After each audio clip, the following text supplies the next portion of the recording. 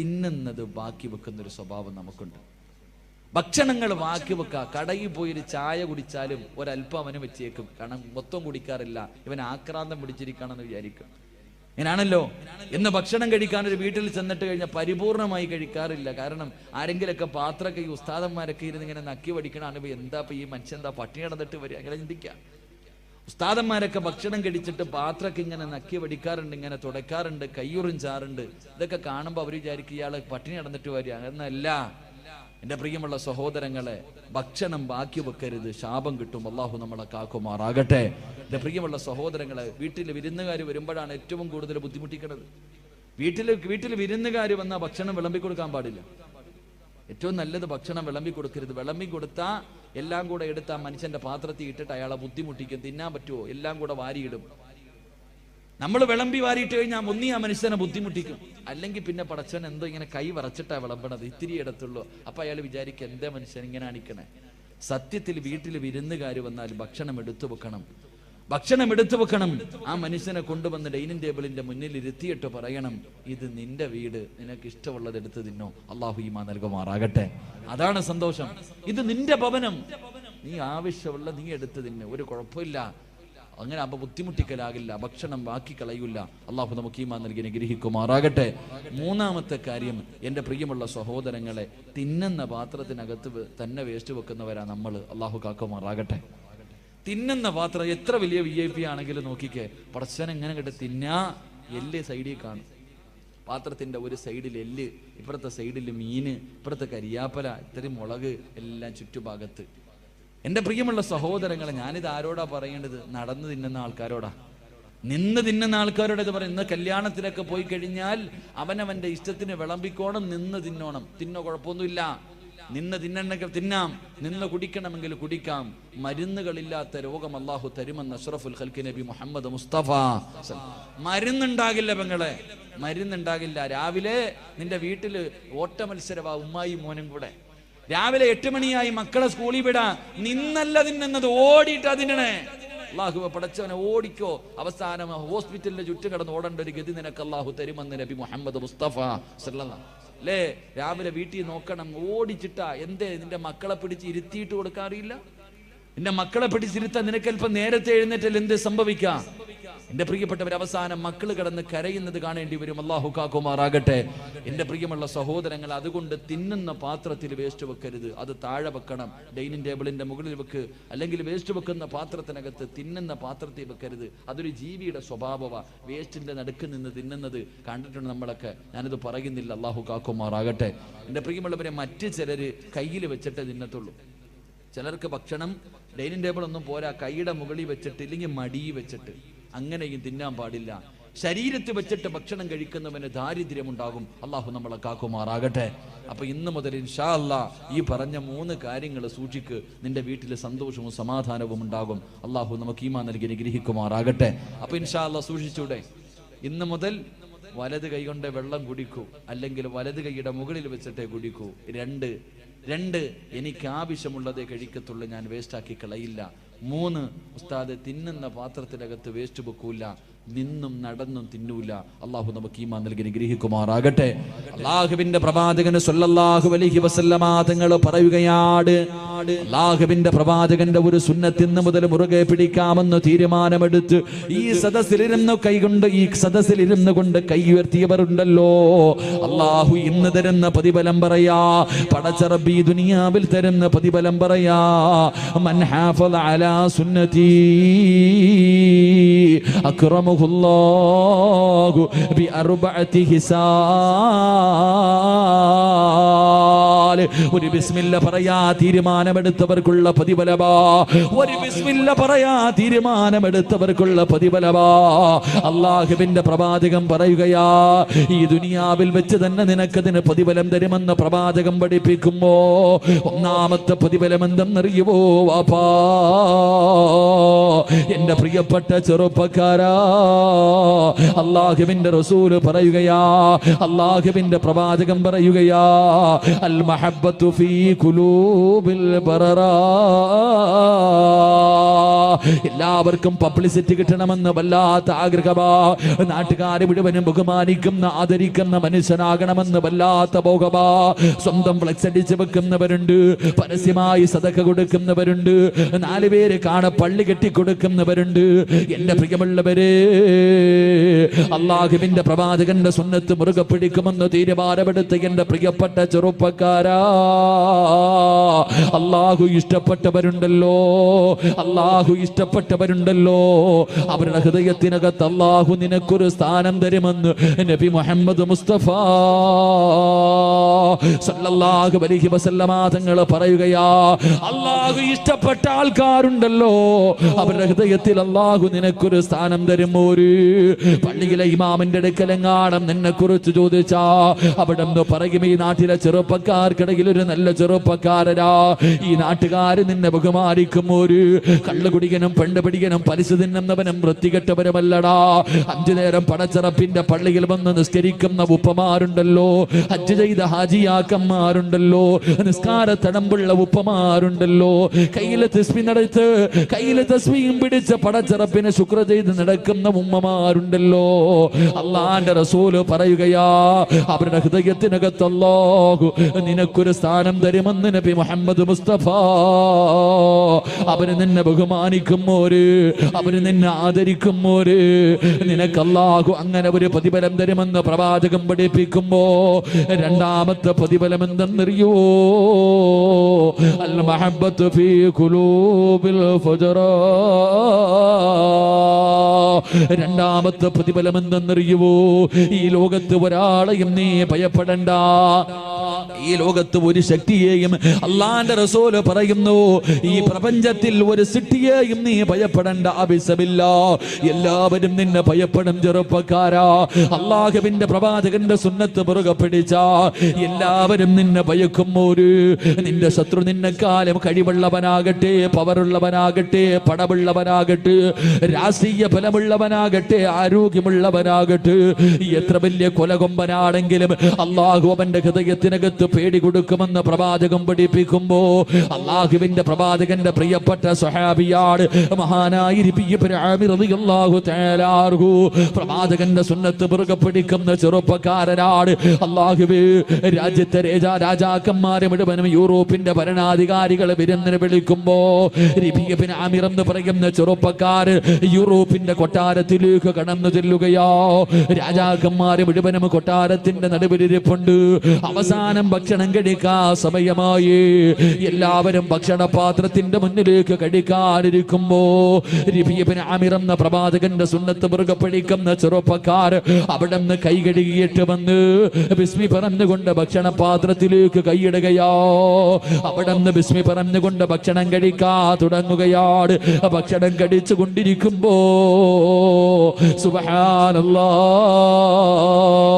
അറിയാതെ ഒരൽപ്പം ഭക്ഷണം താഴെ വീഴുകയോ. താഴെ വീണ ഭക്ഷണം എടുത്ത് കഴിക്കൽ അല്ലാഹുവിന്റെ പ്രവാചകന്റെ സുന്നത്താണല്ലോ. ആ ചെറുപ്പക്കാരൻ കൊട്ടാരത്തിന്റെ നടുവിലിരിക്കുകയാണെന്ന് ചിന്തിച്ചില്ലോ. താഴെ വീണ ഭക്ഷണം ഇടത് കൈ കൊണ്ടെടുത്ത് വൃത്തിയാക്കിയിട്ട് പാത്രത്തിനകത്തിട്ടിട്ട് പിന്നെയും വാരി കഴിക്കുന്നത് കണ്ടപ്പോ തന്റെ മുന്നിലിരിക്കുന്ന രാജാക്കന്മാരെ മുഴുവനും പുച്ഛത്തോടെ നോക്കുകയാണ്. അവരുടെ നേതാവ് ചോദിച്ചു, ആമിറേ, എന്തിനാടാ എച്ചിരി വാരി തിന്നുന്നത്? എന്തിനാ ദാരിദ്ര്യം കാണിക്കുന്നത്? എന്തിനാ നീ ദാരിദ്ര്യം കാണിക്കുന്നത്? ഇരിക്കുന്ന ഭക്ഷണം മുഴുവനും നിനക്ക് കഴിക്കാറുള്ളതല്ലേ? ദാരിദ്ര്യം നിന്നെ മുഹമ്മദിന്റെ നാട്ടിലല്ലേ? അവരെല്ലാവരും കൂടെ അള്ളാഹുവിന്റെ പ്രവാചകന്റെ സുന്നത്തിനെ പരിഹസിച്ചപ്പോ, കളിയാക്കിയപ്പോ ഇബ്നു ആമിർ എന്ന് പറയുന്ന ചെറുപ്പക്കാരെ ചാടിയിടിട്ട് തന്റെ പുറകിൽ കിടന്ന വാള് വലിച്ചൂരിയിട്ട് യൂറോപ്പിന്റെ ഭരണാധികാരിയുടെ നടുവിലെ കൊട്ടാരത്തിന്റെ മധ്യഭാഗത്തിരുന്ന് അവിടുത്തെ രാജാവിന്റെ മുഖത്ത് ചൂണ്ടിയിട്ട്, എടാ പമ്പര വിട്ടി, നിനക്കൊക്കെ വേണ്ടി, ഈ വിട്ടികൾക്ക് വേണ്ടി എന്റെ റസൂലുള്ളാഹിന്റെ സുന്നത്ത് കളയാൻ എന്നെ കിട്ടില്ലടോ. എന്റെ പ്രവാചകന്റെ സുന്നത്ത് ഞാൻ മുറുകെ പിടിക്കുമെന്ന് യൂറോപ്പിലെ രാജാവിന്റെ മുഖത്ത് നോക്കിയിട്ട് ആ ചെറുപ്പക്കാരന് പറയാറുള്ള ധൈര്യം എവിടെ നിന്ന് കിട്ടിയതെന്നറിയുമോ? അള്ളാന്റെ റസൂലാ പറഞ്ഞത്, എന്റെ സുന്നത്ത് മുറുകെ പിടിച്ചാൽ ഈ ലോകത്തൊരു വസ്തുവിനെയും അവഭയപ്പെടണ്ട, അത് മുഴുവനും അല്ലാഹുവേ അവനെ ഭയപ്പെടുമെന്ന് പ്രവാചകം പഠിപ്പിക്കുമ്പോ അല്ലാഹുവിന്റെ റസൂലിന്റെ സ്വഹാബിയാണ് മഹാനായ സഈദ് ഇബ്നു ജുബൈർ റളിയല്ലാഹു തആല അൻഹു. പ്രവാചകന്റെ സുന്നത്ത് മുറുകെ പിടിക്കുന്ന ചെറുപ്പക്കാരനോ ഹജ്ജാജ് എന്ന് പറയുന്ന ക്രൂരനായ ഭരണാധികാരി സഈദ് ഇബ്നു ജുബൈർ റളിയല്ലാഹു തആല അൻഹു അവിടുന്ന് കൈകാലുകൾ കെട്ടിക്കെട്ട് കൊല്ലുന്നതിന് വേണ്ടി കൊണ്ടുവന്ന് കടത്തിയിരിക്കുകയോ.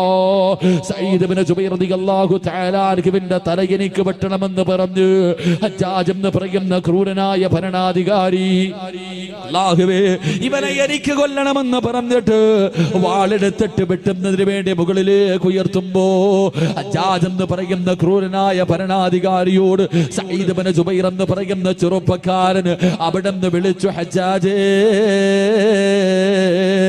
എന്നെ കൊല്ലാ പോവുകയാണോ? കിബിലയുടെ ഭാഗത്തേക്ക് തലതിരിച്ച് വെച്ചിട്ട് വജ്ഹതു വജ്ഹിയ ലില്ലദീ ഫതറ സമാവാതി വൽ അർള്. കിബിലയുടെ ഭാഗത്തേക്ക് മുഖമങ്ങോട്ട് തിരിച്ചു വെച്ചിട്ട് വെട്ടാ പോകുന്ന ഹജ്ജാജിനോട് ചിരിക്കുന്ന മുഖത്തോടെ പറഞ്ഞു, ഹജ്ജാജ്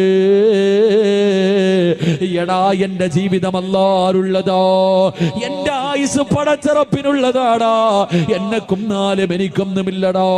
ഹജ്ജാജ് പറഞ്ഞു, അങ്ങനെ കിബിലയുടെ ഭാഗത്തേക്ക് കിടന്ന് നീ ചാകണ്ടടോ. തല പിടിച്ച് തിരിച്ചിടുകയാണ്. എന്നിട്ട് വെട്ടുന്നതിന് വേണ്ടി വാടുയർത്തുമ്പോ അപ്പോഴും വിളിച്ചു, ഹജ്ജാജേ വലില്ലാഹിൽ മശ്രിഖ് വൽ മഗ്രിബ്, കിഴക്കും പടിഞ്ഞാറും അല്ലാഹുള്ളതാടാ, എങ്ങോട്ടിട്ട് വെട്ടിയാലും എനിക്കൊന്നുമില്ലടാ. തല പിടിച്ച് മണ്ണിലേക്ക് താഴ്ത്തി വെച്ചു. പിന്നടിയിൽ വെട്ടുന്നതിന് വേണ്ടി വാട് മുകളിലേക്ക് ഉയർത്തുമ്പോ അപ്പോഴും വിളിച്ചു, ഹജ്ജാജേ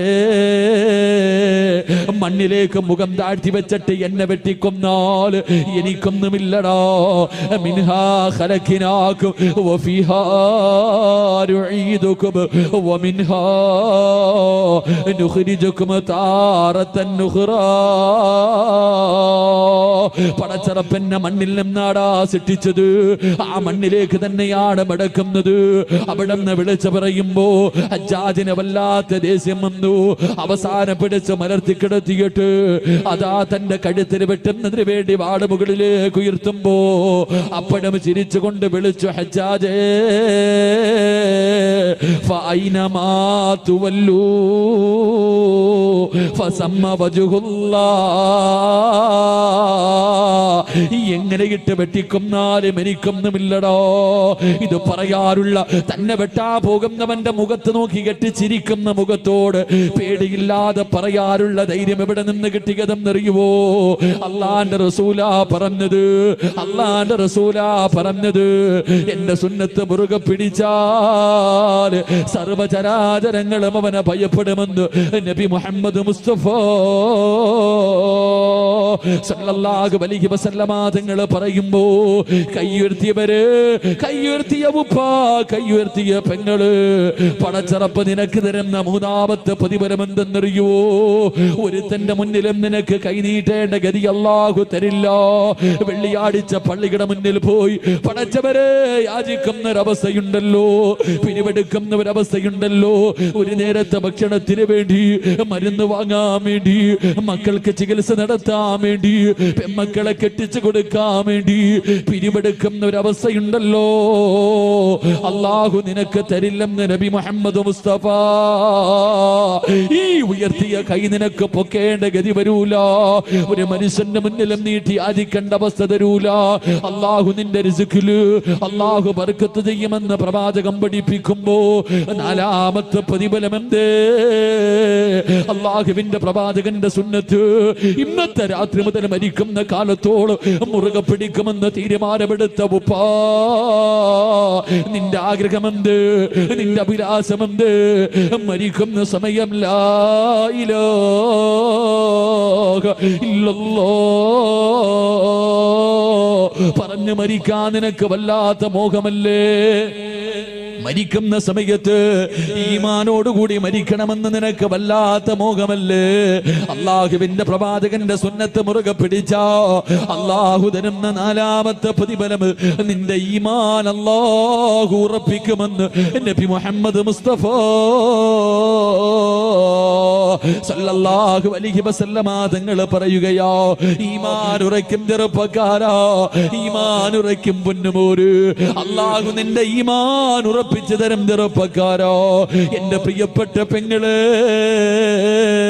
നിന്റെ പൊന്നാര മകൾക്ക് നീ പ്രവാചകന്റെ സുന്നത്ത് പറഞ്ഞു കൊടുക്ക്, പ്രവാചകന്റെ സുന്നത്ത് നിന്റെ മക്കൾക്ക് പഠിപ്പിച്ചു കൊടുക്ക്.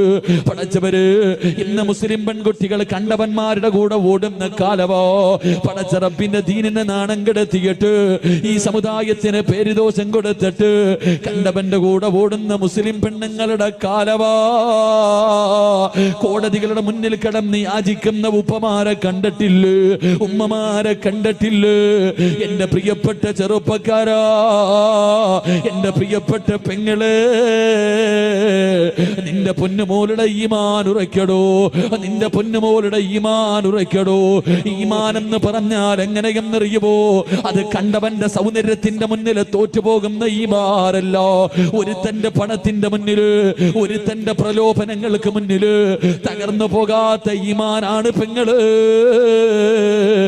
ഏത് നിമിഷവും കടലൊന്ന് കേറി വന്നോ പൊന്നുമോളെ, പിന്നെ നീ ഇല്ലല്ലോ. ഈ കടപ്പുറത്ത് കടന്നിട്ട് പോലെ പടച്ചറപ്പിനെ കുറിച്ച് പേടിയില്ലാത്ത പെണ്ണ് മോളെ, ഒരു രാത്രിയെങ്കിലും നിനക്കൊന്ന് സമാധാനത്തോടെ ഉറങ്ങാൻ കഴിയുമോ? പടച്ചവരെ, പണ്ടൊക്കെ തിര മുമ്പോട്ട് കയറി വന്നാ പേടിച്ചാമാരായിരുന്നല്ലോ. പണ്ട് തിര മുന്നിൽ കടൽ ഇങ്ങോട്ട് കയറി വന്നാൽ മാത്രമേ ഭയപ്പാടുണ്ടായിരുന്നുള്ളൂ. ഇന്നിറങ്ങിയാലും പേടിയാ, ഇന്നിറങ്ങിയാലും പേടിയാ. പടച്ചവരെ, കടലിൽ മീൻ പിടിക്കാൻ പോയ നൂറുകണക്കിന് പേരുടെ മയ്യത്ത് ഇതുവരെ കിട്ടിയിട്ട് പോലുമില്ല. അങ്ങനെ പടച്ചറപ്പിന്റെ അദാബ് ഇങ്ങനെ ഇറങ്ങിക്കൊണ്ടിരിക്കുമ്പോ പടച്ചറപ്പിന്റെ ദീനിനെ ചവിട്ടി തേച്ചിട്ട് കണ്ടവന്റെ കൂടെ ഒളിച്ചോടുന്ന പെണ്ണ്, പോയതൊക്കെ പോകട്ടെ ചെറുപ്പക്കാരോ, പോയതൊക്കെ പോകട്ടെ ഉമ്മോ.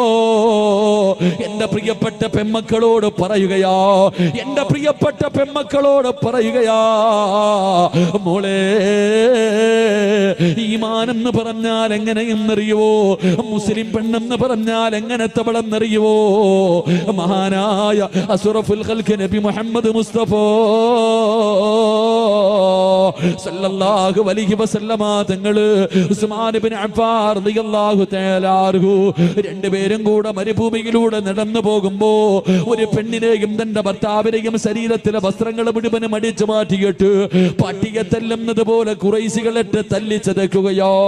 തന്റെ പൊന്നാര മകൻ മുമ്പിൽ നിൽപ്പുണ്ട്, ശരീരത്തിലെ വസ്ത്രങ്ങൾ മുഴുവൻ അടിച്ചു മാറ്റി പടുത്തു കിടക്കുന്ന മലരാരുണ്യത്തിലിട്ട് തല്ലിച്ചതയ്ക്കുകയാണ്. ചെയ്ത തെറ്റെന്തെന്നറിയുവോ? അവർ അല്ലാഹുവിന്റെ ദീനിലേക്ക് കടന്നു വന്നത് കൊണ്ടോ. സുമയ്യ ബീബി റളിയല്ലാഹു തആല അൻഹ തന്റെ പ്രിയപ്പെട്ട ഭർത്താവ് അമ്മാർ യാസിർ, പടച്ചവരെ, ഈ കുടുംബത്തെ മുഴുവനും തല്ലിച്ചതയ്ക്കുകയാണ്. എന്ത് ചെയ്തിട്ടും അവർ ഇസ്ലാമിൽ നിന്ന് മടങ്ങി വരാതെ വന്നപ്പോ എന്തേ ചെയ്തതെന്നറിയുവോ? സുമയ്യ ബീബി റളിയല്ലാഹു തആല അൻഹയുടെ കണ്ണു മുന്നിൽ തന്റെ പ്രിയപ്പെട്ട ഭർത്താവിന്റെ കൈകാലുകൾ കെട്ടുകയാണ്. എന്നിട്ട് തലകീടോ കത്തിക്കൊണ്ടിരിക്കുന്ന ഒരു തീക്കകത്തേക്ക് ഇറക്കി നിർത്തുകയോ. ഒരു പച്ച മനുഷ്യര് ആടിക്കത്തുന്ന തീക്കകത്തിങ്ങനെ അതാ തലകീഴായി കെട്ടി നിർത്തിയിരിക്കുകയാണ്. പടച്ചവരെ, അവിടെ നിന്ന് പച്ച ഇറച്ചി കത്തുകയാ. മുഖത്തുകൂടെ തലയിലെ മുടിയിലൂടെ പടച്ചവരെ തീ ഇങ്ങനെ ശരീരം മുഴുവനും ഇങ്ങനെ പടരുകയാണ്. മരണപ്രാളത്തിൽ കിടന്ന് കരയുകയോ. സുമയ്യ ബീബി റളിയല്ലാഹു തആല അൻഹ തന്റെ പ്രിയപ്പെട്ട ഭർത്താവ് റബ്ബേ തീക്കകത്ത് കിടന്ന് മരണപ്രാളത്തിൽ കരയുമ്പോ സഹിക്കാൻ കഴിയാതെ ഓടി വന്നിട്ട് തന്റെ പ്രിയപ്പെട്ട ഭർത്താവിനെ തീയിൽ നിന്ന് വെളിയിലേക്ക് തെള്ളിയിടുകയോ. മണ്ണിൽ കിടന്ന് ഉരുളുകയാണ്. ശരീരത്തിലെ തീ മുഴുവനും അണഞ്ഞു. പടച്ച റബ്ബേ, ഈ എല്ലുകൾ വെളിയിൽ കാടുകയോ, ഈ എല്ലുകൾ വെളിയിൽ കാടുകയോ. മരണത്തോട് മല്ലടിച്ചു കൊണ്ടിരിക്കുമ്പോ അള്ളാന്റെ റസൂല് കിടന്ന് വരികയാണ്. ആ സമയത്ത് ഈ ചെറുപ്പക്കാരൻ അവിടെ നിന്ന് ചോദിച്ചു, യാ റസൂലല്ലാഹ്, അല്ലാഹുവിന്റെ നബിയേ, ജീവിതത്തിന്റെ അവസാനം വരെ ഇങ്ങനെയാണോ നബിയേ? അല്ലാഹുവിന്റെ പ്രവാചകൻ അവിടെന്ന് പറഞ്ഞു, സുമയ്യ, നീയും നിന്റെ കുടുംബവും സ്വർഗത്തിലാ സുമയ്യ, തോറ്റുകൊടുക്കല്ലേ സുമയ്യ, അല്ലാഹുവിന്റെ ദീനിനെ വലിച്ചെറിയല്ലേ. പ്രവാചകന് സ്വർഗത്തിലാണെന്ന് പറയേണ്ട താമസമുണ്ടല്ലോ. സുമയ്യ ബീബി റളിയല്ലാഹു തആല മരണത്തോട് മല്ലടിച്ചു കൊണ്ടിരിക്കുന്ന പ്രിയപ്പെട്ട ഭർത്താവിനോട് അവിടുന്ന് വിളിച്ച് പറഞ്ഞതെന്തെന്നറിയോ? ഇവന്മാര് നമ്മളെ കൊന്നാൽ, ഇവരെന്തൊക്കെ ദ്രോഹം ചെയ്താൽ പടച്ചറപ്പിന്റെ ദീനിനെ വലിച്ചെറിയല്ലേ. നമ്മളൊക്കെ മുസ്ലിമീകളോ, നമ്മള് സ്വർഗത്തിലോ. അല്ലാഹു വഹദ്, അല്ലാഹു വഹദ്, അല്ലാഹു വഹദ്. മരണത്തോട് മല്ലടിക്കുന്ന പ്രിയപ്പെട്ട ഭർത്താവിനെ വിളിച്ച് പറഞ്ഞു കൊടുക്കുമ്പോ ധൈര്യം ഇങ്ങനെ കൊടുക്കുന്നത് കണ്ടപ്പോ അബൂജഹലിന് സഹിക്കാൻ കഴിഞ്ഞില്ല. ഒരു പഠിപ്പിച്ച കമ്പിയെടുത്തിട്ട് സുമയ്യ ബീവിയുടെ നട്ടെല്ലിന്റെ ഭാഗത്തുകൂടെ അവിടെ നിന്ന് കുത്തിയിറക്കുകയാണ്. വയറ് തുളച്ചിട്ട് കമ്പി വെളിയിൽ വന്നു. അബൂജഹല് സുമയ്യാനെ ചവിട്ടി തറയിലേക്ക് ഇടുകയാണ്. അല്ലാഹുവേ, മരണത്തോട് മല്ലടിക്കുമ്പോഴും സുമയ്യ വിളിച്ചു പറഞ്ഞു, അല്ലാഹു വഹദ്. ആ കിടപ്പിലും കിടന്ന് പറഞ്ഞു, അല്ലാഹു വഹദ്. അബൂജഹല് കഴുത്തിലെ കേട്ട് അതാ തന്റെ കാലെടുത്ത് ചവിട്ടുകയാണ്. സുമയ്യ ബീവിയുടെ തല മണ്ണിനകത്തേക്ക് ചവിട്ടി താഴ്ത്തുകയോ. അപ്പഴും വിളിച്ചു പറഞ്ഞു, അല്ലാഹു വഹദ്, അല്ലാഹു വഹദ്. അബൂജഹലിനെ സഹിച്ചില്ല. പിടിച്ചു മലർത്തി കിടത്തിയിട്ട് ഒരു പഠിപ്പിച്ച കമ്പിയെടുത്തിട്ട് സുമയ്യ ബീവിയുടെ ഗുഹ്യഭാഗത്തേക്ക് കുത്തിയിറക്കുകയാ. എന്നിട്ട് പച്ചയിറച്ചി വലിച്ചെടുക്കുമ്പോഴും സുമയ്യ വിളിച്ചു പറഞ്ഞു, അല്ലാഹു വഹദ്. ഈമാൻ എന്ന് പറഞ്ഞാലെങ്ങനോ, ഈമാൻ എന്ന് പറഞ്ഞാലെങ്ങനോ. ഇതുപോലെ ഒരു ഈമാവേടോ, ഇതുപോലെ ഒരു ഈമാവേടോ. അല്ലാഹുവിന്റെ റസൂലിന്റെ സുന്നത്ത് മുറുകെ പിടിച്ചാൽ ആ മനുഷ്യന്റെ ഈമാൻ അല്ലാഹു ഉറപ്പിച്ചു കൊടുക്കുമെന്ന് നബി മുഹമ്മദ് മുസ്തഫ. നബി മുഹമ്മദ് മുസ്തഫ. അല്ലാഹു ഈമാൻ ഉറപ്പിച്ചു തരുമാറാകട്ടെ. അല്ലാഹു ഈമാൻ ഉറപ്പിച്ചു തരുമാറാകട്ടെ. ഉറക്കപ്പറ, അല്ലാഹു ഈമാൻ ഉറപ്പിച്ചു തരുമാറാകട്ടെ. പെൺമക്കൾക്ക് പറഞ്ഞു കൊടുക്ക്, പെൺമക്കൾക്ക് അല്ലാഹുവിന്റെ റസൂലിന്റെ സുന്നത്ത് പറഞ്ഞു കൊടുക്ക്. അപ്പം മക്കൾ അനുസരിക്കും. പിന്നെ യവൻ വന്ന് വിളിച്ചാലും നിന്റെ മക്കൾ ഓടൂല. അല്ലാഹു നമുക്ക് ഈമാൻ നൽകി അനുഗ്രഹിക്കുമാറാകട്ടെ. മക്കളെ കുറ്റപ്പെടുത്തിയിട്ട് കാര്യമില്ലല്ലോ, മക്കളെ കുറ്റപ്പെടുത്തിയിട്ട് കാര്യമില്ല. ഞാൻ പെൺകുട്ടികളെ ഒന്നും കുറ്റപ്പെടുത്തൂല. പെൺകുട്ടികളെ ഒളിച്ചോടിപ്പോയി 5 എണ്ണം പോയെങ്കിൽ പോട്ടെ, 5 എണ്ണം അല്ല 50 എണ്ണം പോയാലും നമുക്ക് ഇവിടെ എന്താ, പോകേണ്ടവരൊക്കെ പോകട്ടെ. അല്ലാഹു ഈമാൻ നൽകി അനുഗ്രഹിക്കുമാറാകട്ടെ. അല്ലാഹു ഈമാൻ നൽകി അനുഗ്രഹിക്കുമാറാകട്ടെ. എൻ്റെ പ്രിയമുള്ള സഹോദരങ്ങളെ, മക്കള് നശിക്കാനുള്ള ഒന്നാമത്തെ കാരണം മാതാപിതാക്കൾ തന്നെ. ഉമ്മയുടെ മടിത്തട്ടാണ് ഏറ്റവും, അല്ലാഹുവിന്റെ പ്രവാചകൻ പറഞ്ഞു, ഉമ്മയുടെ മടിത്തട്ടാണ് ആദ്യത്തെ മദ്രസ എന്ന് നബി മുഹമ്മദ് മുസ്തഫ. ഉമ്മ നിന്നെ കണ്ടാ നിന്റെ മോള് പഠിച്ചത്, പിന്നെ പറഞ്ഞിട്ട് കാര്യമില്ലല്ലോ. നിനക്ക് നിന്റെ മക്കളെ സ്നേഹിക്കാനോ സംസാരിക്കാനോ സമയമില്ല അല്ലേ? എൻ്റെ പ്രിയപ്പെട്ട സഹോദരങ്ങളെ, നമ്മളെ കണ്ടാണ് നമ്മുടെ മക്കൾ വളരുന്നത്. നമ്മൾ നിസ്സാരമായി ഒരു നല്ല കുട്ടിയെ കിട്ടണമെങ്കിൽ നല്ലതുപോലെ കഷ്ടപ്പെട്ടാൽ മാത്രമേ സാലിഹായ മക്കളെ കിട്ടൂ. അല്ലാഹു സാലിഹായ മക്കളെ നൽകി അനുഗ്രഹിക്കുമാറാകട്ടെ. വെറുതെ കിട്ടൂല. നമ്മുടെ ഓരോ പ്രവർത്തനവും നമ്മുടെ മക്കൾ, വീട്ടിൽ ചെറിയ കുട്ടികളുണ്ടെങ്കിൽ, പ്രായപൂർത്തിയാകാത്ത കൊച്ചു കുട്ടികൾ വീട്ടിലുണ്ടെങ്കിൽ ഒരുപാട് ശ്രദ്ധിക്കണം. പ്രായപൂർത്തിയാകാത്ത ചെറിയ കുട്ടികൾ നമ്മുടെ വീട്ടിലുണ്ടെങ്കിൽ ഒരുപാട് ശ്രദ്ധിക്കണം. അല്ലാഹു ഈമാൻ നൽകി അനുഗ്രഹിക്കുമാറാകട്ടെ. അതുകൊണ്ട് പ്രവാചകൻ സല്ലല്ലാഹു അലൈഹി വസല്ലമ തങ്ങൾ പറഞ്ഞു, ജന്നാത്തുൽ ഫിർദൗസ് എന്ന് പറയുന്ന സ്വർഗത്തിന്റെ 2ാമത്തെ അവകാശി അത് പ്രവാചകന്റെ സുന്നത്ത് മുറുകെ പിടിക്കുന്നവനാണെന്ന് നബി മുഹമ്മദ് മുസ്തഫ. നബി മുഹമ്മദ് മുസ്തഫ. അല്ലാഹു നമുക്ക് ഈമാൻ നൽകി അനുഗ്രഹിക്കുമാറാകട്ടെ. ആൾക്കാർ എഴുന്നേറ്റ് തുടങ്ങി. 11 മണി ആയതുകൊണ്ടായിരിക്കും. ഇൻഷാ അല്ലാഹ് നിങ്ങൾ ഇരിക്കുമെങ്കിൽ ഒരു 15 മിനിറ്റും കൂടെ, ഇല്ലെങ്കിൽ പറയാം. എന്ത് വേണം? ഒരെണ്ണം കൂടെ പറയണമെന്ന് എനിക്ക് ആഗ്രഹമുണ്ട്. വയ്യാതെ വന്നതല്ലേ. നിങ്ങൾ ഇരിക്കുമെങ്കിൽ ഞാൻ പറയാം, ഇല്ലെങ്കിൽ ദുആ ചെയ്യാം. എന്ത് വേണം? എന്ത് വേണം? നിങ്ങൾ പറ. വേണോ? ഒരെണ്ണം കൂടെ പറയാ. ഇരിക്കുവോ? താല്പര്യമുള്ളവർ കൈപൊക്ക്. ആ, പോകേണ്ടവരൊക്കെ പോകട്ടെ. ബക്കറ്റ് എടുക്കുന്നതിന് മുമ്പ് ഓടുക. ഓടേണ്ടവരൊക്കെ ഓടട്ടെ. അസ്രായിൽ വരുമ്പോൾ ഓടാൻ പറ്റൂലല്ലോ. പറ്റുമോ? അസ്രായിൽ വരുമ്പോൾ ഓടാൻ പറ്റുമോ?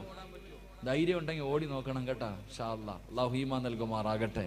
മൂന്നാമത്തെ കാര്യം, ജന്നാത്തുൽ ഫിർദൗസ് എന്ന് പറയുന്ന സ്വർഗം വേണമെങ്കിൽ മൂന്നാമത്തെ കാര്യം, തന്റെ മാതാപിതാക്കളെ സ്നേഹിക്കുന്ന മക്കൾക്ക് ഫിർദൗസ് ഉണ്ടെന്ന് നബി മുഹമ്മദ് മുസ്തഫ. മാതാപിതാക്കളെ സ്നേഹിക്കുന്ന മക്കൾക്ക് അൽഹംദുലില്ലാഹ് ഫിർദൗസ് എന്ന സ്വർഗം അല്ലാഹു നൽകുമാറാകട്ടെ. ഉമ്മാനെയും വാപ്പാനെയും സ്നേഹിക്കുന്ന മക്കൾ, പടച്ചോനെ ഇന്ന് ആർക്കാ ഉമ്മാനെ ഉപ്പാനെ സ്നേഹമുള്ള? ഇന്ന് ഉമ്മായി ഉപ്പായ സ്നേഹമുള്ള എത്ര മക്കളുണ്ട്? മാതാപിതാക്കളെ ബഹുമാനിക്കുന്ന സ്നേഹിക്കുന്ന. ഇന്ന് രോഗം പിടിച്ച് വീടിനകത്ത് കിടക്കുന്ന ഉമ്മാനോട് പറയും, കിളവി വല്ലതും തിന്നിട്ട് മിണ്ടാതെ ഇവിടെ കിടന്നോണം. ഉമ്മാനോടാ പറയണേ. ഉപ്പാനെ തല്ലുന്ന മക്കൾ, ഉമ്മാനെ തല്ലുന്ന മക്കൾ. ഉമ്മയാരെന്നറിയുവോ? ഉമ്മയുടെ കാൽച്ചുവട്ടിലാണ് സ്വർഗം കിടക്കുന്നത് എന്ന് നബി മുഹമ്മദ് മുസ്തഫ. ഉമ്മയുടെ കാൽച്ചുവട്ടിലാ മോനെ സ്വർഗം. പോയി നോക്ക്, എൻ്റെ ഉമ്മയുടെ കാൽച്ചുവട്ടിലാണ് സ്വർഗം കിടക്കുന്നത്. വാപ്പയുടെ സ്ഥാനം എന്തെന്നറിയോ? വാപ്പയ്ക്ക് സ്ഥാനമില്ല എന്നല്ല, വാപ്പ സ്വർഗത്തിന്റെ മധ്യ കവാടമാണെന്ന് നബി മുഹമ്മദ് മുസ്തഫ. വാപ്പയും ഉമ്മയും അവരെ വേദനിപ്പിച്ചാൽ, അവരുടെ മനസ്സ് വേദനിപ്പിച്ചാൽ, ഖസ്റത് ദുനിയ വൽ ആഖിറ, നിന്റെ ദുനിയാവും ആഖിറവും നഷ്ടപ്പെട്ടു പോകും. അല്ലാഹു കാക്കുമാറാകട്ടെ. എൻ്റെ പ്രിയമുള്ള സഹോദരങ്ങളെ, നമ്മുടെ മാതാപിതാക്കൾ, അവരുടെ മനസ്സ് വേദനിപ്പിക്കരുത്. ഏതൊരു കാരണവശാലും എന്തൊക്കെ വിഷയം സംഭവിച്ചാലും എൻ്റെ പ്രിയപ്പെട്ട പെങ്ങളോട് പറയും, കല്യാണം കഴിഞ്ഞാൽ പെണ്ണുങ്ങൾക്കൊരാഗ്രഹം, ഭർത്താവിൻ്റെ ഉമ്മാനെ ഇഷ്ടമല്ല. എന്തെങ്കിലുമൊക്കെ പറഞ്ഞ് വഴക്കുണ്ടാക്കിയിട്ട് മകനെയും ഉമ്മാനെയും രണ്ട് തട്ടിലാക്കും. എന്തിനാ? അവളുടെ ഭർത്താവിനെ ഒറ്റയ്ക്ക് കിട്ടാൻ. എൻ്റെ പ്രിയപ്പെട്ട സഹോദരിമാരോട് പറയാ, നിന്റെ ഭർത്താവിൻ്റെ ഉമ്മാനെ നീ എപ്പോഴും ഉമ്മയായിട്ട് നിനക്ക് സ്വർഗം വേണമെങ്കിൽ നീ നിന്റെ ഭർത്താവിൻ്റെ ഉമ്മാനെ ഉമ്മയായിട്ട് കാണും. കാരണം എൻ്റെ പ്രിയമുള്ള സഹോദരന്മാരോട് ഞാൻ പറയുന്നു, നിന്റെ ഭർത്താവിൻ്റെ ഉമ്മായുമായിട്ട് നിന്റെ ഭർത്താവിനെ നീ അകറ്റിയ നീ വിധവയായി പോകുമെന്ന് നബി മുഹമ്മദ് മുസ്തഫ സല്ലല്ലാഹു അലൈഹി വസല്ലം. ഭർത്താവിനെയും ഉമ്മാനെയും തമ്മിലടിപ്പിച്ചിട്ട് ഒറ്റയ്ക്ക് പോയി സുഖിക്കാമെന്ന് നീ വിചാരിച്ച യോഗമില്ല പെങ്ങളെ. സ്വന്തം ഉമ്മായും ബാപ്പായും വേദനിപ്പിക്കുന്നവന്റെ ആയുസ് അല്ലാഹു കുറയ്ക്കുമെന്ന് നബി മുഹമ്മദ് മുസ്തഫ. അല്ലാഹുവിന്റെ പ്രവാചകനാ പറഞ്ഞത്. അല്ലാഹുവിന്റെ പ്രവാചകൻ സല്ലല്ലാഹു അലൈഹി വസല്ലമ തങ്ങൾ പറയുകയാണ്, മാതാപിതാക്കളുടെ മനസ്സ് വേദനിപ്പിക്കുന്നവന്റെ ആയുസ് അല്ലാഹു കുറച്ച് കളയുമെന്ന് പ്രവാചകൻ പഠിപ്പിക്കുമ്പോ, ഉമ്മാന്റെ മനസ്സ് വേദനിപ്പിക്കുന്ന മക്കളുണ്ട്. എന്റെ പ്രിയമുള്ളവരെ, കഴിഞ്ഞ മാസമുണ്ടല്ലോ, അല്ലാഹുവേ, ഞാൻ ഭക്ഷണം കഴിക്കാൻ ഒരു വീട്ടിലേക്ക് കടന്നു ചെന്നപ്പോ ഒരുമ്മയെ കണ്ടോ. പടച്ചവനെ, ഉമ്മയും മക്കളും മത്സരമാണ്. എന്റെ ചെറുപ്പക്കാരന്റെ കയ്യിൽ പിടിച്ചിട്ട് പറഞ്ഞു, ഉസ്താദ് എന്റെ ഉമ്മയ്ക്ക് വേണ്ടി ദുആ ചെയ്യണം, എന്റെ ഉമ്മയ്ക്ക് ക്യാൻസർ ആണ്. ഉമ്മയുടെ വയറിനകത്ത് മുഴ എന്തോ വന്നിട്ട് കുടലിലോ എന്തോ ക്യാൻസറാ ഉമ്മയ്ക്ക് അറിയില്ല ഉസ്താദെ. ഉമ്മയ്ക്ക് വയറുവേദനയാണെന്നാ ഞങ്ങൾ പറയണത്. ഉമ്മയ്ക്ക് അത് അറിയാത്തത് കൊണ്ടാ ഉമ്മ ഇങ്ങനെ ചിരിച്ചും കളിച്ചിരിക്കുന്നത്. ഞങ്ങൾ ആരും പറഞ്ഞിട്ടില്ല, ഞങ്ങൾ ആരെയും അറിയിച്ചിട്ടില്ല. അതുകൊണ്ട് ഉസ്താദ് ഞങ്ങളുടെ ഉമ്മയ്ക്ക് വേണ്ടി ദുആ ചെയ്യണേ. അല്ലാഹുവേ, ഞാൻ സന്തോഷിച്ചു പടച്ചോനെ, ഇതുപോലെ രണ്ട് മക്കള്, ഉമ്മാനെ ഇത്രയും സ്നേഹിക്കുന്ന രണ്ട് മക്കള്. ഇറങ്ങാൻ സമയമായപ്പോ ഉമ്മ എന്നോട് പറഞ്ഞു, മോനെ ഉസ്താദിനെ ഒന്ന് വിളിക്കെനിക്കൊന്ന് സംസാരിക്കണം. അല്ലാഹുവേ പടച്ചവനെ, ഞാൻ ഉമ്മയുടെ റൂമിനകത്തേക്ക് കയറി ചെന്നു. ഉമ്മ മക്കളോട് രണ്ടുപേരും പറഞ്ഞൊന്ന് വെളിയിൽ പോകാൻ. ഉമ്മയെന്ന് പറഞ്ഞ ആരെന്നറിയോ? പഠിച്ചോ. രണ്ട് മക്കളോടും വെളിയിൽ പോകാൻ പറഞ്ഞു. കഥകൊന്ന് അടയ്ക്കുമോനെ. ഞാൻ ആ ഉമ്മാന്റെ ചാരത്ത് പോയിരുന്നു. ക്യാൻസർ രോഗമല്ലേ, ഉമ്മായിക്ക് അറിയില്ലല്ലോ. ഞാൻ അടുത്ത് പോയിരുന്നപ്പോ ആ ഉമ്മ എന്നോട് പറയുക, ഉസ്താദേ എനിക്ക് വേണ്ടി ഒന്ന് ദുആ ചെയ്യണം. എൻ്റെ മക്കൾക്ക് ബാധ്യതയായി കിടക്കാൻ എനിക്ക് ആഗ്രഹമില്ല. എനിക്ക് ക്യാൻസർ ആണെന്ന് എൻ്റെ മക്കൾക്ക് അറിയുന്നതിന് മുമ്പേ എനിക്കറിയാം ഉസ്താദേ. എന്നിട്ട് പറയാ, എനിക്ക് ക്യാൻസർ ആണെന്ന് എൻ്റെ മക്കൾക്ക് അറിയുന്നതിന് മുമ്പേ എനിക്കറിയാം. അവര് വിചാരിച്ചിരിക്കുന്നത് എനിക്കറിയില്ല എന്നാ. അതുകൊണ്ട് ആ മക്കള് സന്തോഷത്തോടെ നടക്കുന്നത്. എനിക്ക് ക്യാൻസർ ആണെന്ന് ഞാൻ അറിഞ്ഞു എന്ന് എൻ്റെ മക്കൾ അറിഞ്ഞ അവരുടെ കണ്ണ് നിറയുമല്ലോ. എൻ്റെ മക്കൾക്ക് വേണ്ടി ഉസ്താദ് ദുആ ചെയ്യണേ എന്ന് പറഞ്ഞപ്പോ ഉമ്മ എന്ന് പറഞ്ഞാൽ അതാ. എൻ്റെ പ്രിയമുള്ള സഹോദരങ്ങളെ, ഞാൻ ചിന്തിക്കാറുണ്ട്, നമ്മുടെ ഉമ്മ ആരെന്നറിയോ? അടുത്തൊരു പെൺകുട്ടി പടച്ചവനെ 8 മാസം ഗർഭിണിയാണ്. 8 മാസം ഗർഭിണിയാണ്.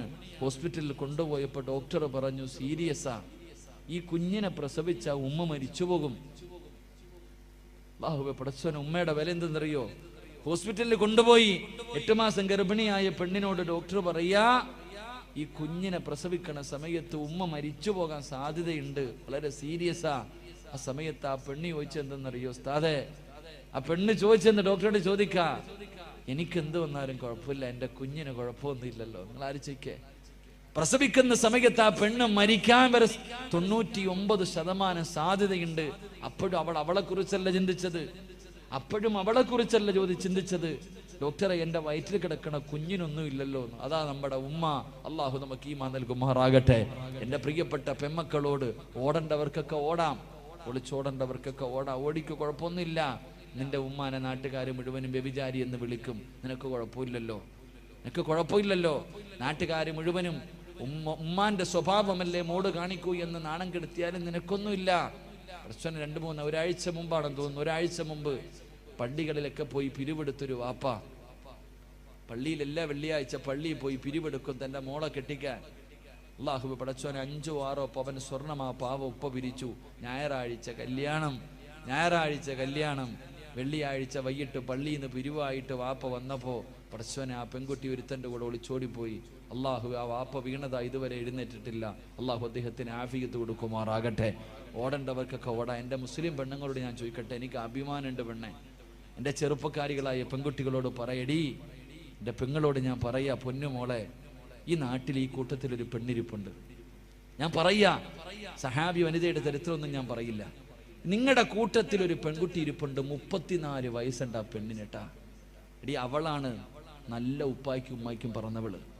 ഞാൻ പറഞ്ഞു തരും, നിങ്ങൾക്ക് ഇഷ്ടപ്പെട്ടില്ലെങ്കിൽ ഞാൻ പറയും. 34 വയസ്സുള്ളൊരു പെൺകുട്ടി ഈ സദസ്സിനകത്തിരിപ്പുണ്ട്. അവളെ പോലെ നമ്മുടെ മക്കളെ അള്ളാഹു ആക്കി തരാൻ വേണ്ടി ദുആ ചെയ്യും. ഞാൻ ദുആ ചെയ്യും. കാരണം ആ 34 വയസ്സുള്ള പെൺകുട്ടി എന്നോട് കരുന്ന് വിളിച്ചിട്ട് പറഞ്ഞു, ഉസ്താദേ, എനിക്ക് വേണ്ടി ദുആ ചെയ്യണം, എൻ്റെ കല്യാണം ഇതുവരെ നടന്നിട്ടില്ല, എൻ്റെ വാപ്പ മരണപ്പെട്ടു പോയി ഉസ്താദെ, 34 കൊല്ലമായി. ഇന്ന് ഞാൻ അള്ളാനെ പേടിച്ചാ ഞാൻ ജീവിക്കുന്നത്.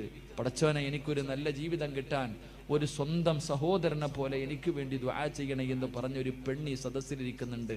അല്ലാഹുവേ, അവളാ മോളെ പെണ്ണ്. 34 കൊല്ലമായിട്ടും അവൾക്കും വിചാരമുണ്ടായിട്ടും അള്ളാഹുവിനെ പേടിച്ച് കഴിയുന്നവൾ.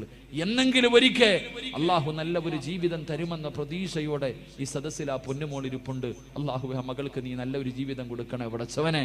അള്ളാഹുവേ, നീ നല്ലൊരു ജീവിതം കൊടുക്കണേ പടച്ചവനെ. മുസ്ലിം പെണ്ണെന്ന് പറഞ്ഞാൽ അങ്ങനെ, അല്ലാതെ തിന്നിട്ട് നിനക്ക് കൊഴുപ്പ് കൂടുമ്പോ, തിന്നിട്ട് എല്ലിനകത്ത് കൊഴുപ്പ് കൂറുമ്പോ പടച്ചവനെ, പടച്ച റബ്ബിന്റെ ദീനിനെ ചവിട്ടി തേച്ചിട്ട് സ്വന്തം ഉപ്പാനെ ഉമ്മാനെയും സമൂഹത്തിന്റെ മുന്നിൽ നാണം കെടുത്തിയിട്ട് പോയാ നിന്നെ അള്ളാഹു വെറുതെ വിടത്തില്ല. അള്ളാഹു നമുക്ക് ഈമാൻ നൽകി അനുഗ്രഹിക്കുമാറാകട്ടെ. എന്റെ പ്രിയമുള്ളവരെ, ചരിത്രം സാക്ഷിയാണ്. ഉസ്താദന്മാര് പറയും, ഇങ്ങനൊക്കെ പോകുന്നവള് പുഴുത്തു ചാകുമെന്ന് പറയുമ്പോ ഇവരാരടാ പറയാൻ അവകാശം? ഇവർക്ക് പറയാൻ എന്ത് അവകാശം? എന്റെ പ്രിയപ്പെട്ട പെങ്ങളെ, ചരിത്രം സാക്ഷിയാ. ഉമ്മയുടെ മനസ്സ് വേദനിപ്പിച്ചാൽ എന്റെ പ്രിയമുള്ള സഹോദരിമാരോട്, ലാഹുവേ, ഈ സദസ്സിലിരിക്കുന്ന ഏതെങ്കിലും ഒരു പെൺകുട്ടി, ലാഹുവേ, ഉപ്പയും ഉമ്മയുടെയും മനസ്സ് വേദനിപ്പിക്കുന്ന ഏതെങ്കിലും ഒരു പൊന്നുമോളോ മോനോ ഈ സദസ്സിലുണ്ടെങ്കിൽ ഈ ദുനിയാവിൽ വെച്ച് നിനക്ക് കിട്ടും പെണ്ണ്. ഈ ദുനിയാവിൽ വെച്ച് തന്നെ അല്ലാഹു നിനക്ക് ശിക്ഷ തരും പെണ്ണ്. എന്റെ പ്രിയമുള്ള സഹോദരാ, ഫദലെന്ന് പറയുന്ന ഒരു ചെറുപ്പക്കാരന്റെ ചരിത്രം കാണാ. ഫദലെന്ന് പറയുന്ന ഒരു ചെറുപ്പക്കാരനുണ്ട്. അല്ലാഹുവേ പടച്ചവനെ, ഉമ്മ മാത്രമേ ഉള്ളൂ. ഫദലെന്ന് പറയുന്ന ചെറുപ്പക്കാരൻ ഒരു ദിവസം കൂട്ടുകാര് മുഴുവനും പറഞ്ഞു, ഫദലേ, ഞങ്ങളെല്ലാവരും മക്കയിൽ പോകുകയാ, ഞങ്ങളെല്ലാവരും കഅബ കാണാ പോവുകയാ. ഫദലേ, നീ കൂടെ ഞങ്ങളുടെ കൂടെ വരുന്നു. ഫദലെന്ന് പറയുന്ന ചെറുപ്പക്കാരൻ പറഞ്ഞു, ഞാൻ എൻ്റെ ഉമ്മയോട് ചോദിക്കട്ടെ. ഫദലെന്ന് പറയുന്ന ചെറുപ്പക്കാരൻ വീട്ടിൽ ചെന്നിട്ട് തന്റെ ഉമ്മയോട് ചോദിച്ചു, ഉമ്മ, അല്ലാഹുവിന്റെ കഅബ കാണണമെന്ന് വല്ലാത്ത ആഗ്രഹമോ, എന്റെ കൂട്ടുകാര് മുഴുവനും കഅബ കാണാ പോവുകയാണ്, ഞാനും കൂടെ പോകട്ടെ ഉമ്മ. ഉമ്മ പറഞ്ഞു, മോനെ ഫദിലേ, നീ പോയാൽ എനിക്ക് ആരാണടാ ഉള്ളത്? എനിക്ക് ഭക്ഷണം തരാ, എന്റെ കാര്യങ്ങൾ നോക്കാൻ ആരുമില്ലല്ലോ. എന്റെ പൊന്നുമോര് പോകണ്ട എന്ന് ഫദിലെന്ന് പറയുന്ന മകനോട് പറയുമ്പോ കൂട്ടുകാരുടെ മുന്നിൽ ചെന്നിട്ട് പറഞ്ഞു, എന്റെ ഉമ്മ എനിക്ക് അനുവാദം തന്നില്ല. കൂട്ടുകാർ മുഴുവനും കളിയാക്കുകയാണ്. അള്ളാഹുവിന്റെ കഅബ കാണാൻ പോലും നിന്റെ ഉമ്മ നിനക്ക് അനുവാദം തരുന്നില്ലല്ലോ. കൂട്ടുകാർ മുഴുവനും കളിയാക്കിയിട്ട് അവിടെ നിന്ന് നടന്നു പോവുകയാണ്. ഫദ്ലെന്ന് പറയുന്ന ചെറുപ്പക്കാരൻ തന്റെ വീട്ടിലേക്ക് കടന്നു വന്നു. പിന്നെയും ഉമ്മയോട് ചോദിച്ചു, ഉമ്മ അള്ളാഹുവിന്റെ കഅബ കാണാ പോകട്ടെ? ഉമ്മ പറഞ്ഞു, വേണ്ട മോര്. ഉമ്മ പറഞ്ഞു, വേണ്ട മോര്. ഫദ്ലെന്ന് പറയുന്ന ചെറുപ്പക്കാരന് വല്ലാത്ത ദേഷ്യം തോന്നി. അവസാനം ഉമ്മയുടെ അനുവാദം ചോദിച്ചില്ല. കഅബയിലേക്കല്ലേ പോകുന്നത്, അള്ളാഹുവിന്റെ ഭവനത്തിലേക്കല്ലേ പോകുന്നത്. ഫദ്ലെന്ന് പറയുന്ന ചെറുപ്പക്കാരന് തന്റെ ഉമ്മയുടെ അനുവാദം ചോദിക്കാതെ വീട് വിട്ടിറങ്ങുകയാ. മക്കയിലേക്ക് കഅബ കാണാ പോവുകയാ. മക്കയിലേക്ക് കഅബ കാണാ പോവുകയാ. ഇങ്ങനെ പോകുമ്പോ മനസ്സിനകത്തൊരു സമാധാനമില്ല. കൂട്ടുകാരുടെ കൂടെ എത്താനും കഴിയുന്നില്ല. ഉമ്മയുടെ പൊരുത്തമില്ലാതാണ് ഇറങ്ങി വന്നത്. മനസമാധാനം കിട്ടാതെ വന്നപ്പോ അവിടെ നിന്ന് ചിന്തിച്ചു, അല്ലാ, ഒന്ന് രണ്ടരക്കത്ത് നിസ്കരിക്കാമല്ലോ പടച്ചവര്. നിസ്കരിച്ചാ മനസമാധാനം കിട്ടുമല്ലോ. ഫദ്ലെന്ന് പറയുന്ന ചെറുപ്പക്കാരന് ഒളിവെടുത്തിട്ട് പള്ളിക്കകത്ത് കയറിയിട്ട് രണ്ടരക്കത്ത് നിസ്കരിക്കുകയോ. നിസ്കാരം കഴിഞ്ഞിട്ട് വെളിയിലേക്ക് ഇറങ്ങുമ്പോ നാട്ടുകാര് മുഴുവനും പള്ളിയിലേക്ക് ഓടി വരികയാണ്. കാരണം എന്തെന്നറിയുമോ? ആ നാട്ടിൽ വലിയ ഒരു മോഷണം നടന്നു. കള്ളനോടിയത് പള്ളിയുടെ ഭാഗത്തേക്കാട്. ഫദ്ലെന്ന് പറയുന്ന ചെറുപ്പക്കാരനാണ് കള്ളനെന്ന് കരുതിയിട്ട് നാട്ടുകാര് മുഴുവനും തല്ലുകയോ, കൈകാല് കെട്ടുകയാണ്. എന്നിട്ട് എന്തേ ചെയ്തതെന്നറിയുമോ? ഇവന് ഒരിക്കലും മോഷ്ടിക്കാൻ പാടില്ല. ഇനി ഒരിക്കലും ഇവന് മോഷ്ടിക്കാൻ പാടില്ല. രണ്ട് കൈയും വെട്ടിമുറിക്കുകയാ, രണ്ട് കാലും വെട്ടിമുറിക്കുകയാ, രണ്ട് കണ്ണും ചൂടുന്നെടുക്കുകയോ. ഇവന് ഒരിക്കലും ഇനി മോഷണം നടത്താൻ പാടില്ല. അവന്റെ കണ്ണ് ചൂടുന്നെടുത്തു, കൈകാലുകളെ വെട്ടിമുറിച്ചു. എന്നിട്ടൊരു കമ്പിന്റെ മുകളിൽ കെട്ടിയിട്ട് ഇങ്ങനെ കൊണ്ടുപോകുമ്പോ ജനങ്ങൾ വിളിച്ചു, കള്ളാ. എല്ലാവരും കള്ള എന്ന് വിളിച്ച് കളിയാക്കുമ്പോ പറയുന്ന ചെറുപ്പക്കാർ, ഫദ്ലെന്ന് പറയുന്ന ചെറുപ്പക്കാർ അവിടെ നിന്ന് കരഞ്ഞുകൊണ്ട് വിളിച്ചു പറഞ്ഞു, എന്നെ കള്ള എന്ന് വിളിക്കല്ലേ, എന്നെ കള്ള എന്ന് വിളിക്കല്ലേ. ഞാൻ കള്ളരല്ല. എന്റെ ഉമ്മയുടെ മനസ്സ് വേദനിപ്പിച്ചത് അല്ലാഹു എനിക്ക് തന്ന ശിക്ഷയാ. എന്റെ ഉമ്മയുടെ മനസ്സ് വേദനിപ്പിച്ചതൊരു പടച്ചറപ്പ് എനിക്ക് തന്ന ശിക്ഷയാ. എന്റെ പെങ്ങള് അവസാനം കൊണ്ടുവന്ന് മരുഭൂമിയിൽ വലിച്ചെറിയുകയോ. അവിടുന്ന് മരണത്തോട് മല്ലടിക്കുമ്പോ ഫദ്ലെന്ന് പറയുന്ന ചെറുപ്പക്കാരൻ ആ മരുഭൂമിയിൽ കിടന്ന് യാചിക്കുന്നു, ആരെങ്കിലും എന്റെ ഉമ്മയുടെ മുന്നിലൊന്ന് കൊണ്ടുപോകുവോ? മരിക്കുന്നതിന് മുമ്പ് എന്റെ ഉമ്മയുടെ വീടിന്റെ മുന്നിൽ എന്നെയൊന്ന് കൊണ്ടുപോകുവോ?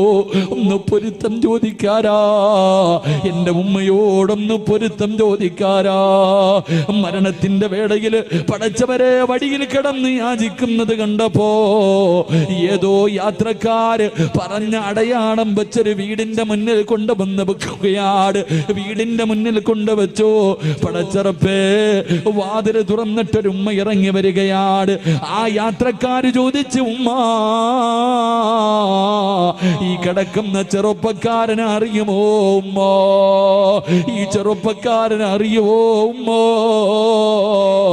ആ ഉമ്മ നോക്കുമ്പോ കൈയില്ലാതെ, കണ്ണില്ലാതെ, കാലില്ലാതെ രക്തത്തിൽ കുളിച്ച് കിടക്കുന്ന ഒരു ചെറുപ്പക്കാരൻ. ആരാണെന്നറിയുന്നില്ല. ആ ഉമ്മ പറഞ്ഞു, മക്കളെ, ഇതാരാണെന്ന് എനിക്കറിയില്ല എന്ന് പറയുമ്പോ തന്റെ പ്രിയപ്പെട്ട ഉമ്മയുടെ ശബ്ദം കേൾക്കുമ്പോ ഫദില് വിളിക്കുന്നു, ഉമ്മ ഞാനാണുമ്മ, ഞാനാണുമ്മ. ഉമ്മയുടെ മനസ്സ് വേദനിപ്പിച്ചിട്ട് മക്കയിലേക്ക് പോയ ഫദിലാ ഉമ്മോ. എനിക്കല്ലാഹു ഈ ദുനിയാവിൽ വെച്ച് തന്നെ ശിക്ഷ തന്നു എന്ന് പറയുമ്പോ എന്റെ പ്രിയപ്പെട്ട പെങ്ങള്, ഉമ്മയുടെ മനസ്സ് വേദനിപ്പിച്ചിട്ട് ഒളിച്ചോടിയവളല്ല, കണ്ടവന്റെ കൂടെ പോയവളല്ല, സിനിമയ്ക്ക് പോയവളല്ല, കറങ്ങാൻ പോയവളല്ല, കളിക്കാൻ പോയവളല്ല. അല്ലാഹുവിന്റെ വിശുദ്ധമായ കഅബ കാണാൻ പോയ ഒരു മകന് അല്ലാഹു ദുനിയാവിൽ വെച്ച് തന്നെ ഇങ്ങനെ ഒരു ശിക്ഷ കൊടുത്തു എന്ന് പ്രവാചകം പഠിപ്പിക്കുമ്പോ ഇനി പറപെങ്ങള് രക്ഷപ്പെടുവോ മോള്, രക്ഷപ്പെടുവോ മോള്? വാപ്പയുടെയും ഉമ്മയുടെയും കണ്ണ് നിറയിപ്പിക്കുന്ന ചെറുപ്പക്കാരാ, എന്റെ പ്രിയപ്പെട്ട പെങ്ങള്, വല്ലാഹി സത്യം രക്ഷപ്പെടൂല മോള്, വല്ലാഹി സത്യം ഒരു കാലത്തും രക്ഷപ്പെടൂല. അതുകൊണ്ട് എന്റെ പ്രിയമുള്ളവരോട് പറയുകയാ, മാതാപിതാക്കളെ സ്നേഹിക്കണേ. ഉമ്മയുടെ കാൽച്ചുവട്ടിലാ സ്വർഗം കിടക്കുന്നത്, ഉമ്മയുടെ കാൽച്ചുവട്ടിലാ സ്വർഗം കിടക്കുന്നത്. അല്ലാഹുവേ, എന്റെ പ്രിയപ്പെട്ടവരെ, നമ്മുടെ മാതാപിതാക്കള് സ്വന്തം ഉമ്മാനെ ചീത്ത വിളിക്കുന്നവരുണ്ട്, ഉമ്മാനെ ചീത്ത വിളിക്കുന്നവരുണ്ട്, തല്ലുന്നവരുണ്ട്, ഉമ്മാനെ വഴക്ക് പറയുന്ന മക്കളുണ്ട്. എന്റെ പ്രിയപ്പെട്ട ചെറുപ്പക്കാരാ, അങ്ങനെ കഴിയുന്നടാ. ഇന്ന് ലക്ഷങ്ങൾ മുടക്കിയിട്ട്, ഇന്ന് ലക്ഷങ്ങളെ ചെലവഴിച്ചിട്ട് നിനക്ക് ഒരു മനോഹരമായ വീട് കെട്ടി, നീ ഒരു മനോഹരമായ വീട് കെട്ടി, ആ വീടിനകത്ത് സുഖമില്ല, രോഗം പിടിച്ച് കിടക്കുന്ന നിന്റെ ഉമ്മയൊന്ന് കാർക്കിച്ചു തുപ്പിയാൽ, രോഗം പിടിച്ച് ബോധമില്ലാതെ കിടക്കുന്ന ഉമ്മ നിന്റെ വീടിന്റെ ബെഡ്റൂമിനകത്തൊന്ന് മൂത്രമൊഴിച്ചാൽ, അല്ലാഹുവേ, മാന വഴക്ക് പറയുന്ന മക്കളുണ്ടല്ലോ, മാന ചീത്ത വിളിക്കുന്ന മക്കളുണ്ടല്ലോ. എടാ, നിന്റെ വീടിന്റെ ബെഡ്റൂമിനകത്ത് നിന്റെ ഉമ്മയൊന്ന് തുപ്പിയപ്പോ നിനക്ക് സഹിച്ചില്ലല്ലോ, നിന്റെ ഉമ്മയൊന്ന് ബെഡിൽ മൂത്രമൊഴിച്ചപ്പോ അറിഞ്ഞുകൊണ്ടല്ലോ, അറിയാതെ അല്ലേ പോരെ? ആ പാവങ്ങൾ അങ്ങനെ ഒന്ന് വിസർജനം നടത്തിയപ്പോ നിന്റെ ഉമ്മാനെ വഴക്ക് പറയുന്ന ചെറുപ്പക്കാരാ, നീ എവിടെ കിടന്നാടാ മൂത്രമൊഴിച്ചതെന്നറിയോ? നീ എവിടെ കിടന്നാണ് മൂത്രമൊഴിച്ചതെന്നറിയോ? ഉമ്മാന്റെ നെഞ്ചത്ത് കിടന്ന് നീ എത്ര പ്രാവശ്യം മൂത്രമൊഴിച്ചടാ? നിന്റെ ഉമ്മ ബെഡിലല്ലേ കഴുകിയാ പോകുമല്ലോ, നീ ഉമ്മയുടെ ശരീരത്ത് കിടന്ന് വിസർജനം നടത്തിയില്ലേ? നീ നിന്റെ ഉമ്മ നിന്റെ വീട്ടിലെന്ന് തുപ്പിയപ്പോ നിനക്ക് വല്ലാത്ത ദേഷ്യം വന്നോ? എത്ര പ്രാവശ്യം നിന്റെ ഉമ്മയുടെ മുഖത്തുകൂടെ നീ ഛർദിച്ചടാ? ഉമ്മ വഴക്ക് പറഞ്ഞില്ലല്ലോ, സ്നേഹത്തോടെ കെട്ടിപ്പിടിച്ചതല്ലാതെ നിന്റെ ഉമ്മ ഇന്ന് വരെ നിന്നോടൊന്ന് ദേഷ്യപ്പെട്ടിട്ടുണ്ടോ? ഒരു വഴക്ക് പറഞ്ഞിട്ടുണ്ടോ? ആ പാവപ്പെട്ട ഉമ്മയുടെ ഇന്നത്തെ അവസ്ഥ എന്ത് ചെറുപ്പക്കാരാ? മോനെ, എങ്ങനെ കഴിയുന്ന ചെറുപ്പക്കാരാ? എത്ര വേദന സഹിച്ചിട്ടുണ്ടാകും മോര്? 9.5 മാസക്കാലം ആ ഉമ്മയല്ലേടാ വയറ്റത്ത് ചുമന്നുകൊണ്ട് നടന്നത്? ഒന്ന് ഭക്ഷണം കഴിക്കാൻ കഴിയില്ലല്ലോ, ഒന്ന് നടക്കാൻ കഴിയില്ലല്ലോ, ഒന്ന് കിടക്കാൻ കഴിയില്ലല്ലോ. പടച്ചിറപ്പേ, 9.5 മാസക്കാലം നിന്നെ വയറ്റിൽ ചുമന്നുകൊണ്ട് നടന്നു. മരണവേദനയുടെ വേദനയിൽ നിന്ന് പ്രസവിച്ചു. നിന്നെ പാല് തന്നിട്ട് നിന്നെ ഇത്രയും കൊല്ലം പോറ്റി വളർത്തിയില്ലേടാ?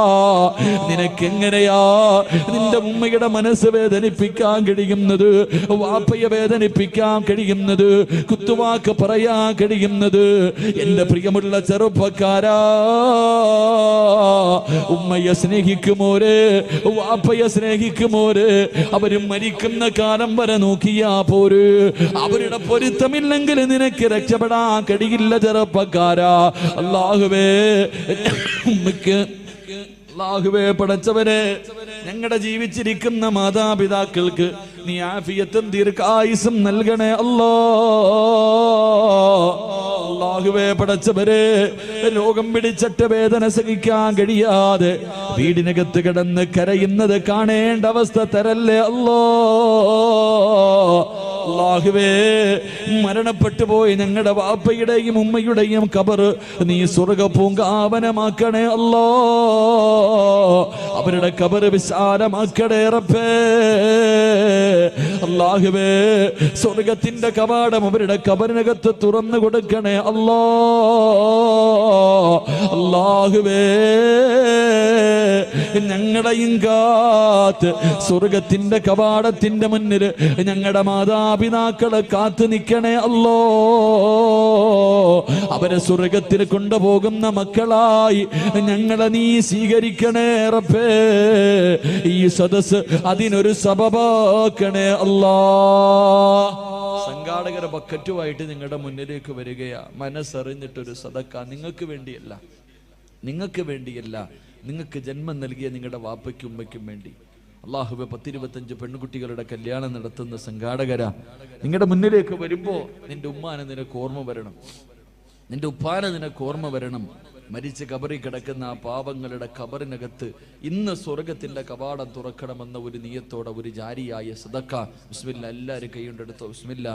സല്ലല്ലാഹു അലാ മുഹമ്മദ് സല്ലല്ലാഹു അലൈഹി വസല്ലം. സല്ലല്ലാഹു അലാ മുഹമ്മദ് സല്ലല്ലാഹു അലൈഹി വസല്ലം. اللهم صل على محمد يا ربي صل عليه وسلم. അല്ലാഹുവേ ആരെല്ലാം സദഖ കൊടുക്കുന്നു അല്ലാഹുവേ മാതാപിതാക്കളുടെ പൊരുത്തം നൽകി അനുഗ്രഹിക്കണേ പടച്ചവനെ. ജീവിച്ചിരിക്കുന്നവർക്ക് ആഫിയത്തും ദീർഘായുസ്സും നൽകണേ റഹ്മാനെ.